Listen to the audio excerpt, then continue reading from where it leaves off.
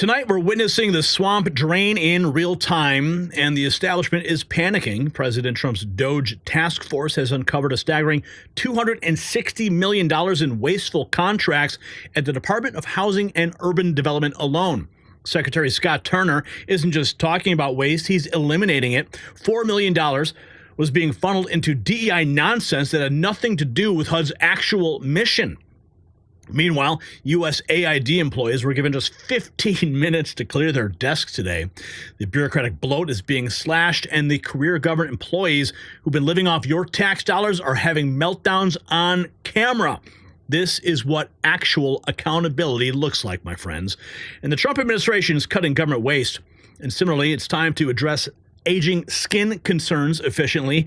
A breakthrough 2024 study shows that daily collagen dramatically reduces wrinkles and improves firmness, but not all collagen works. You need science-backed formulas. That's why I use this multi-collagen with 5 key types from 4 different sources, supporting everything from reducing wrinkles to improving elasticity. Using hydrolyzed peptides, it absorbs faster for maximum results while being non-GMO and free of artificial additives and containing no harmful hormones. It blends perfectly into any beverage without clumping or taste. So order today for 51% off during the special promotion. Free VIP coaching, a free ebook, free shipping, and a money-back guarantee. Each purchase also helps feed hungry children. That's right. Visit healthwithgary.com. It is linked down below. Okay, let's get into the DOGE, my favorite topic of this administration so far. Man, we got this. This is an unbelievable clip we're going to play from my governor, Governor Pritzker. Holy cow, wait till you see this. But here it is. DOGE striking again, $260 million in waste exposed at HUD. HUD Secretary Scott Turner dropping a bombshell. DOGE task force uncovered $260 million in wasteful contracts. Let's listen. $9 billion. You know, we have a DOGE task force at HUD, and so we found $260 million in savings and contracts. $4 million of that was in DEI contracts that were for cultural transformation, which has nothing to do with the mission of HUD, and also an additional $1.9 billion in misplaced funds. And so, you know, part of being servant leaders like Brooke and I and our cabinet colleagues is to be good stewards of American taxpayer dollars. You know, we have. It's about time that somebody had that mindset. Being good stewards of taxpayer dollars, not spending it on DEI nonsense.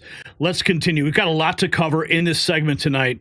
This is from Libs of TikTok. The CIA leaks a warning to Trump. What? Elon Musk just posting this, calling it crazy. This is Jesse Waters. What's going on? Home to top leaders, but Intel doesn't like being told what to do. When they saw Musk with the chainsaw doging foreign aid, they started leaking to CNN. If you doge us, there will be consequences. On the CIA's 7th floor, home to top leadership, some officers are also quietly discussing how mass firings and the buyouts already offered to staff risk creating a group of disgruntled former employees who might be motivated to take what they know to a foreign intelligence service. The CIA is telling CNN that if their funding gets cut, they're going to sell state secrets to Russia. Who the hell hired these Benedict Arnolds? The CIA is supposed to be filled with patriots, not sellouts. Wow. And the FBI is up to no good, too. Michael Schellenberger is reporting a source inside the FBI says the Bureau is destroying evidence. Now we know what their accomplishments were last week. Dear Elon, I wiped the servers cleaner than crooked. Oh, that's horrible. Here's more. Mario Nafal.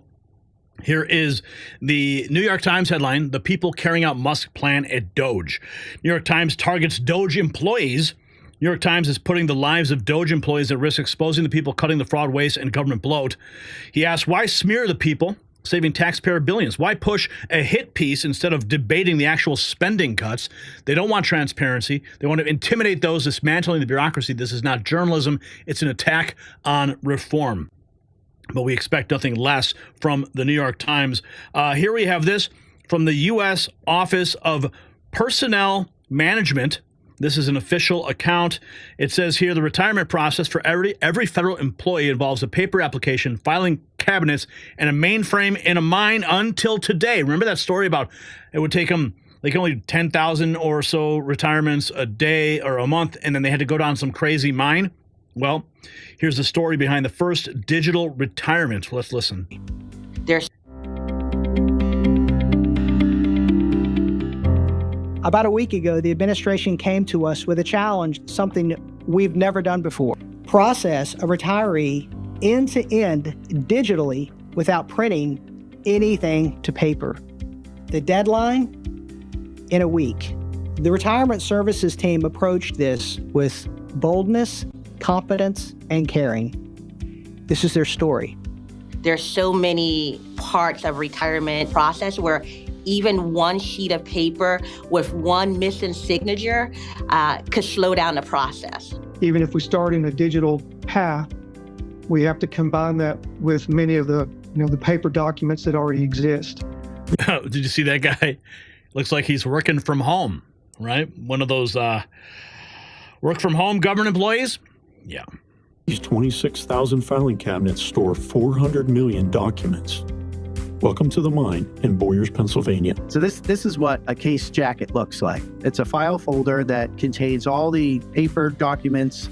The first time I went to the mine, the picture I had in my mind was something from the X-Files. Some retirees have a lot of paper, a lot more than others, and that there were a couple we encountered that actually had pallets of communication. Here was the challenge. How can we get fully digital retirement through within 5 days without printing one piece of paper?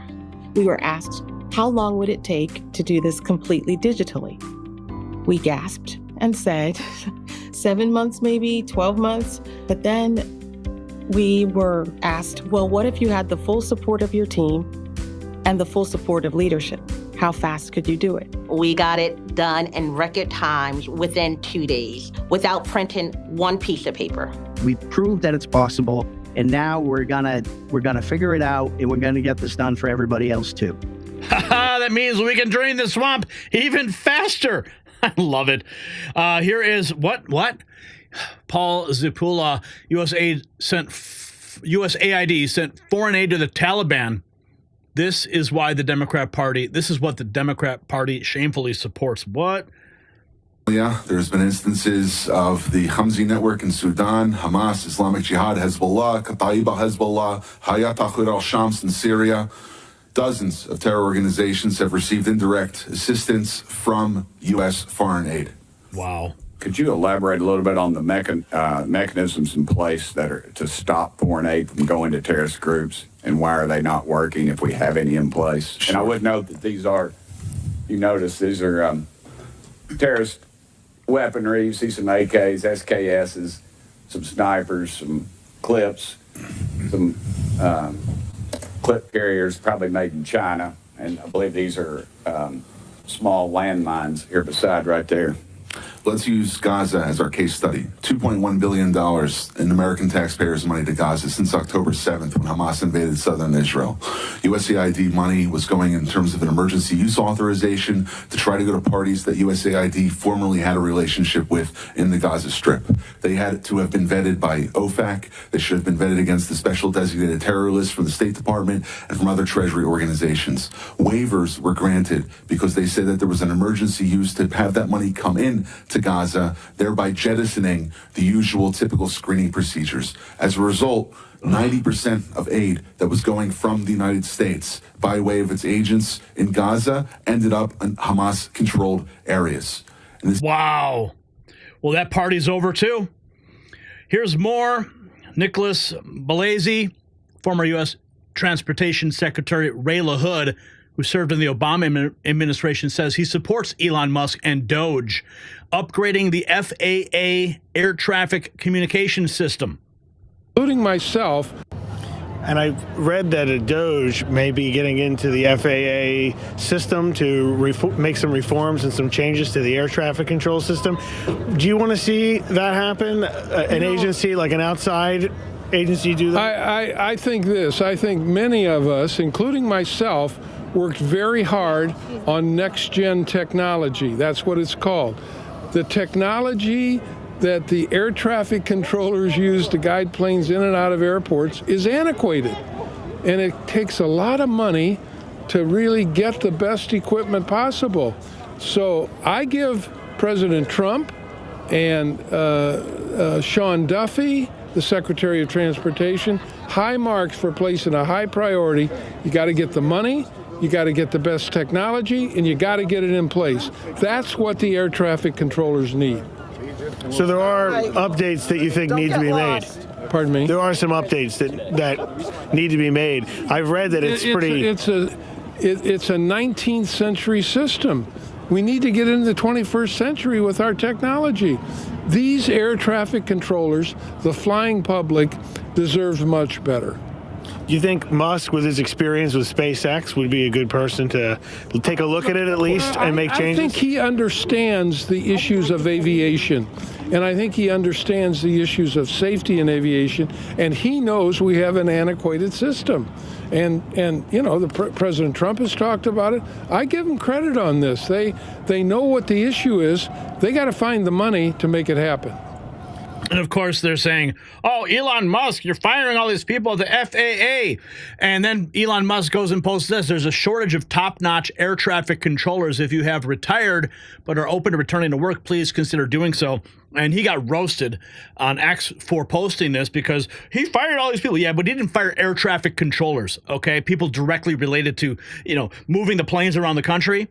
And he recognizes there is a shortage, and if you had the job, you know what you're doing, come back and let's talk, right? Let's continue. Here is a USAID worker crumbling as the 15-minute evacuation, 15-minute eviction rocks the headquarters. It's heartbreaking. Woman named Julie and of course, CNN's on the scene to document the tears. Behind me, dozens of people have assembled to try to offer their support for those USAID workers who are now leaving their jobs. I spoke a few minutes ago with a young woman named Julianne Alphin. She was participating in the Presidential Management Fellows here at USAID, which President Trump terminated just a few days ago. Here is how she described her experience throughout this process and as she came here to pick up her belongings today. It's been horrible. There's been like little to no communication with us. We're being treated terribly. I'm worried about overseas staff coming back. I've heard there's a little to no communication with them. There's been no like offboarding with us. It's just been very sudden, everything. One day being locked out of the building, the next being told you're on admin leave, things like that. It's been very difficult. So what was it like coming back here today? Heartbreaking. Walking in the building and seeing all the pictures of our projects that were taken down, work like getting children vaccines or providing food aid, things that really matter, being treated as if they're nothing. It's really hard to see. Behind me, dozens of people. Yeah, but if you're part of all of the government waste and fraud and abuse and you were sending money overseas to people that didn't deserve it, then, well, I'm sorry, you're going to have to go find a real job. Here we have this from Charles Downs. USAID employees must clear their desks because Trump likes to say you're fired. The employees. How's it going, everyone? We're right outside the USAID building, and as you can see the crowd behind me, a major crowd has gathered as USAID employees have been given today to basically walk into the building and clear their stuff out because, as President Trump likes to say, you're fired. So the left has basically organized another protest outside of USAID to protest the employees getting fired. Pretty funny scene right outside USAID here in DC. Stay tuned for more. It should be a pretty hectic day. Who knows who's going to show up here? Maybe some elected Democrats. Who knows? But like I said, pretty comical. All these people had to do was follow President Trump's directives. That's all they had to do, and they still have a job. But yet, they couldn't do that. Now they're fired, and now they're playing the role of victims. It's a pretty remarkable scene here outside of USAID. Well, I mean, if there's one thing Democrats do best, it's play the victim, right? Yeah, play the victim card. Cry. Here's Hakeem Jeffries. 9 hours ago, Democrats are willing to work with any legitimate effort that is designed to root out waste. Let's see. The Democrats are willing to work with any legitimate effort that is designed to root out waste, fraud, and abuse. The effort being led by Elon Musk is something very different. It's an assault on the American way of life as we know it. Mr. Leader, Speaker Johnson mentioned last night that some of the protesters at some of the Republican town halls are Democratic plants. What's your response to some Republican criticism that this uprising that we're seeing? House Republican leaders need to produce evidence that there are paid protesters. They are running scared, and it's shameful because they can't stand behind their reckless Republican budget. Oh, he said you need to produce evidence that they're paid protesters. Okay, so do we need to investigate the nonprofits that are busting these people in and get the receipts for the bus tickets? I mean, what really? I mean, we've seen it before. It's textbook. They hire these people. They pay them $20 to go and protest. It's all AstroTurf. Of course, these allegations are going to be made. And Hakeem Jeff, prove it. Yeah, he knows the game. People are understandably upset and pissed off at Republicans because they promised to fight to make their life better, and instead they're trying to enact the largest Medicaid cut in American history. Would Adrian Adams be a good mayoral candidate? I have no comment on the mayor's race at this point. Yeah, he's talking about, they're going to make a Medicaid cut, the largest in history.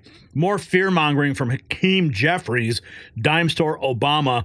Here's Vem Miller. Remember that guy? At the USAID building, watching the workers collect their work items. Fascinating interview. What? What's going on here? He says someone was touching his bags.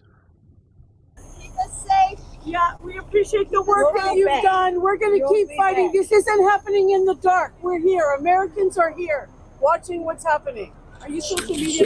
Yeah, social media. How you doing, Howard? With so who? What's going on here? Yeah, she's better. You'll get better talking points from her. What's going on here? Okay, the beginning of the dismantling of the systems that support the U.S. government and support the citizens of this country by people who don't care about the people in this country and lied to us in the election. Right. Who are you with? What social media are you with? Sorry myself. to touch you. Just myself. Yourself? Yeah, I cover all the... What's myself? You have a name? My name is Dina. What's your name? My name is Vem. Hi, Vem. How you doing? I'm all right.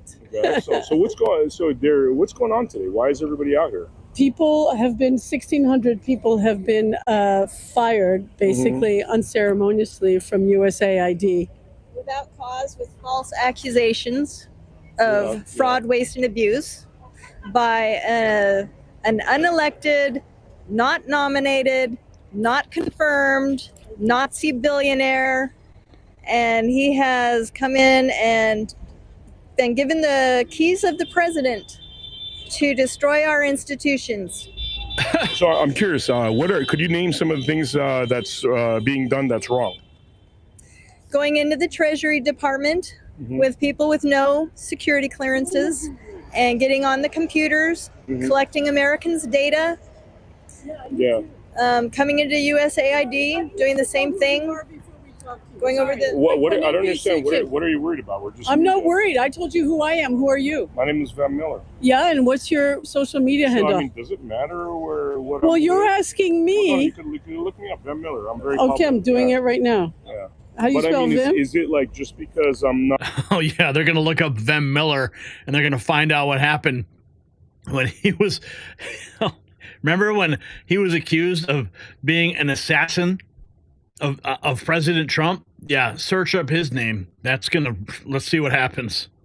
Not necessarily politically aligned. Does that make me a threat? I didn't know you were in politics. And how do you know what my politics are? Well, you're calling Trump a traitor and Putin's puppet. I did not say You're wearing a pin I am. that says that. You've just told you. So why do you do this? Like, what are you interested in? I'm just curious to your point of view. But I want to know, and to get your mic out of my face. Okay. The NBC didn't have to stick it. Are you represented by Ethan Behrman? Ethan Behrman, yeah, I am actually. Yeah, he's my lawyer. I'm the falsely accused third assassin. Yeah. Which, by the way, funny enough, I'm going after Republican candidates. So, which I'm a Republican, but I'm also going after a Republican candidate that's a piece of crap, basically. Yeah. I'm sorry what happened in Coachella. That sucks. I really appreciate it. You know, it's funny. Even though I'm a Republican, you and I are completely misaligned politically. Yeah. But I'm really sorry what happened to you in Coachella. You that was fucked you up. want to fly? Yes, I appreciate that. By the way, you have the right to to do what you do, and I appreciate that. But like, what happened? What that sheriff did to you? I hope you win your case. I appreciate that, man. What's your name, by the way? Scott. So yeah, I mean, I'm a Republican, but I'm also a Republican against real criminal Republicans like Chad Bianco, who likes to false accuse people and get famous off of character assassination. Yeah, he said you were trying to assassinate Trump at the time. You've seen the evidence of the truth, right? Yeah, you tried to turn in your weapons to the sheriff there in Coachella, and they arrested you. I drove up to an assassin. Yeah, because he was trying to. He really wants to be. Yeah, how do you know Ethan? Dude, I knew this was gonna happen. By the way, what a small world. I work with Ethan on some other projects, actually helping some of the workers here.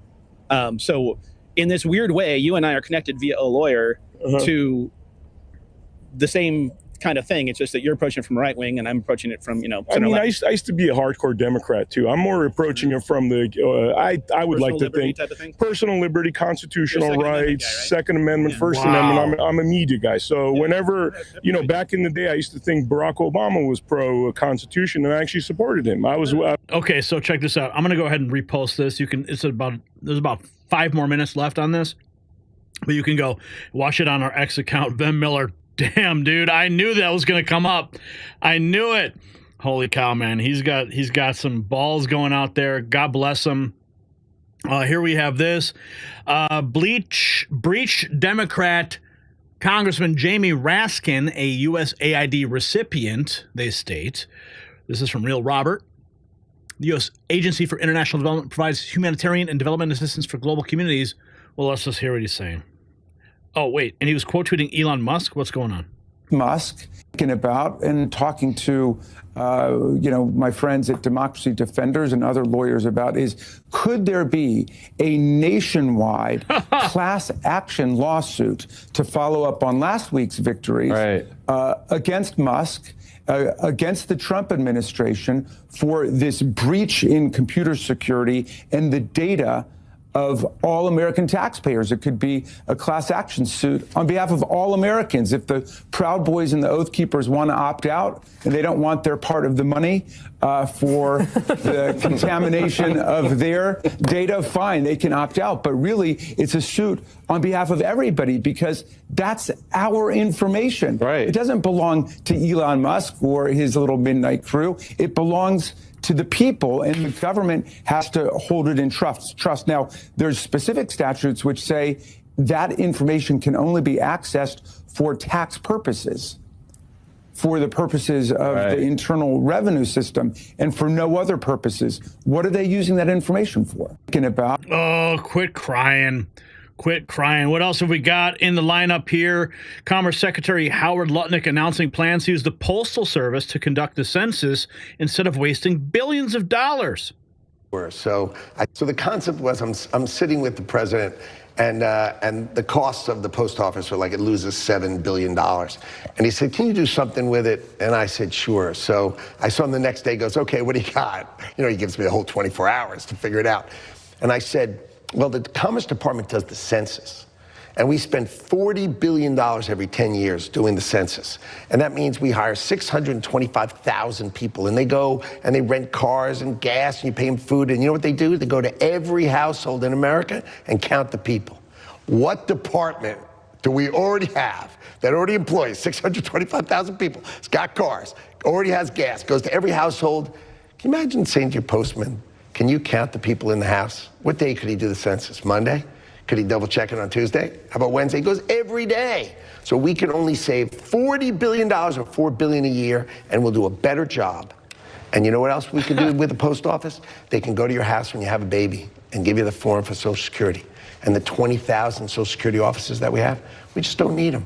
We actually can do real customer service, go right to your house. Someone died, here's the forms, you can fill it out. I'll bring them to your house.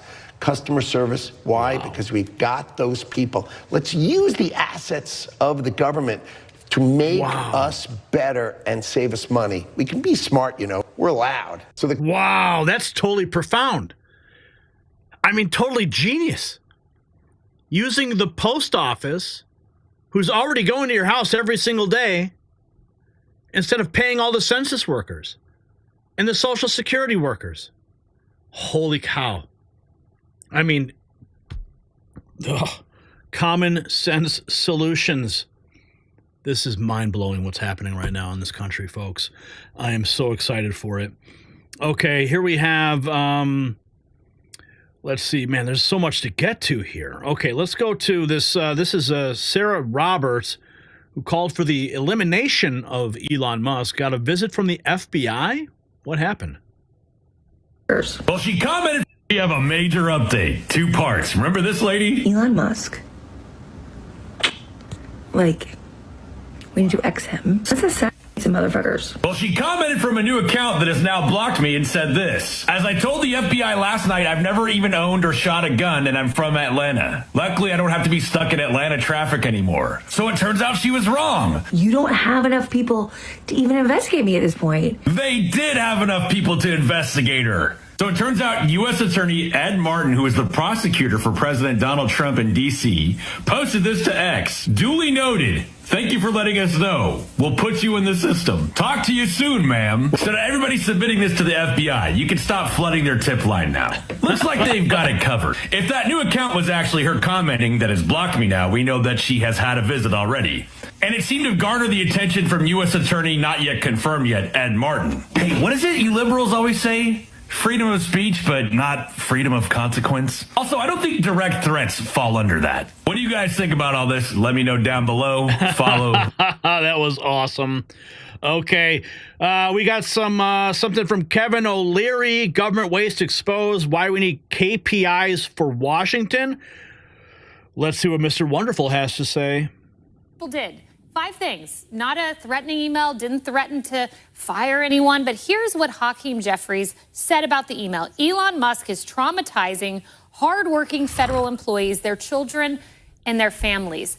Is it traumatizing to children for a boss to say, what'd you do today at work? No, it isn't.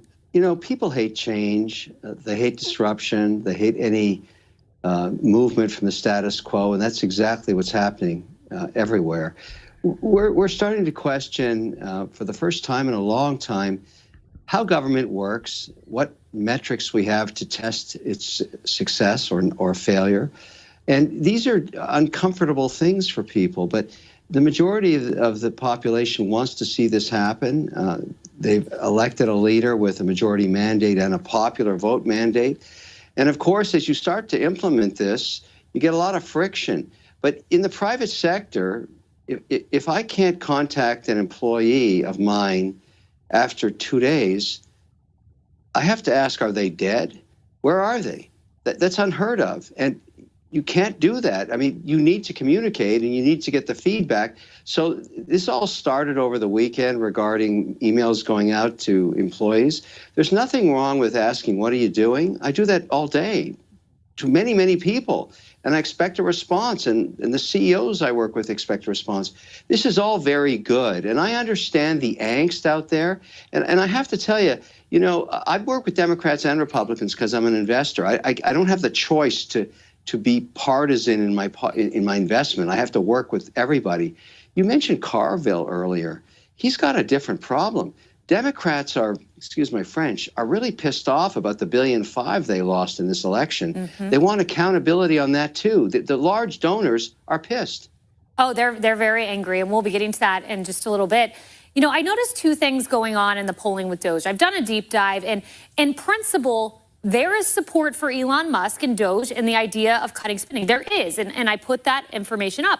But in practice, Washington Post, Quinnipiac, Pew, Emerson, there's polling showing there's a negative view of DOGE specifically. So you're right that people are averse to change, but I'm wondering your advice. How do you make something that is popular in principle also popular in practice?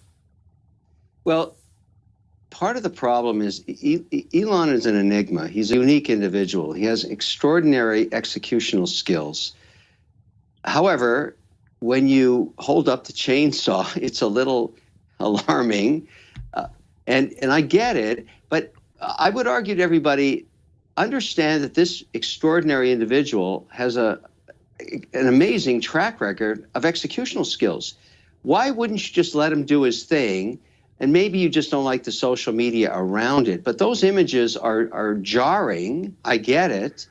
However, the data is interesting. Remember, he has no mandate to execute any of this. He can only find it and then use his network to post it and let the press take it. And that's what we do with it. We run with it, and we are happy to. Here is the, oh, what is this? This is what it looks like when nobody gives a shite what you say about Elon or Doge. Representative Marcy Kaptur slumped to a new low. Is he loyal to? Mr. Musk has just been here 22 years, and he's a citizen of 3 countries. I always ask myself the question, with the damage he's doing here, when push comes to shove, which country is he loyalty to? South Africa, Canada, or the United States? And he's only been a citizen, I'll say again, 22 years. Look at her attacking immigrants. Classic. This is Byron Donalds. The liberal demon rat cronies are all up in a wad because Elon is unfunding all their pet projects. Let's see what Byron Donalds is saying on Fox. If you look at their tax... No, it has nothing to do with that. It has to do with this very simple thing. They love the massive bloat in waste because it's like you said, Mark, they get to fit all of their little pet projects underneath the covers where nobody can see it. You got Stacey Abrams and one of her climate fund groups is supposed to get $2 billion when if you look at their tax returns, their revenue is only $100 and they're getting $2 billion. This is the kind of stuff. They're so upset about Elon Musk and the DOGE team having access to the Internal Revenue Service data into the Treasury payment system. But there's a report that came out the other day that under Joe Biden, he let 53 researchers and students, unpaid people, go in and actually have full access to the data of the American people at the IRS. Joe Biden's administration let that happen. So they have no problem with the waste and the fraud and the abuse as long as their special interest groups are being funded and their ideology is being promoted regardless of the will of the American people. But our country can't simply survive that. We are very thankful that Donald Trump and his team are saying enough is enough. They are going to save this nation for the American people and begin the process of restoring a constitutional republic. God bless them all. Man, how cool is that, though? I mean, aside from like what they discovered, I mean, the revelation about how to actually use the manpower at the post office to eliminate 2 redundant functions of government during the census. Unreal. Goodness gracious. Common sense, baby. So the DOGE task force is just getting started, Patriots. Commerce Secretary Howard Lutnick has unveiled a brilliant plan to use the Postal Service for census operation, potentially saving taxpayers $40 billion every decade. This is the kind of innovative thinking that has been completely absent from Washington for decades. But here's what the media won't tell you. Every dollar cut from wasteful government spending is a dollar that career bureaucrats can't use to control your life. The system is fighting back. Dime store Obama Hakeem Jeffries is already attacking Elon Musk's efficiency efforts. And the question that Americans should be asking is this, and I want you guys to answer it in the comments below. If there wasn't massive waste and corruption, why are government employees having public meltdowns over basic accountability?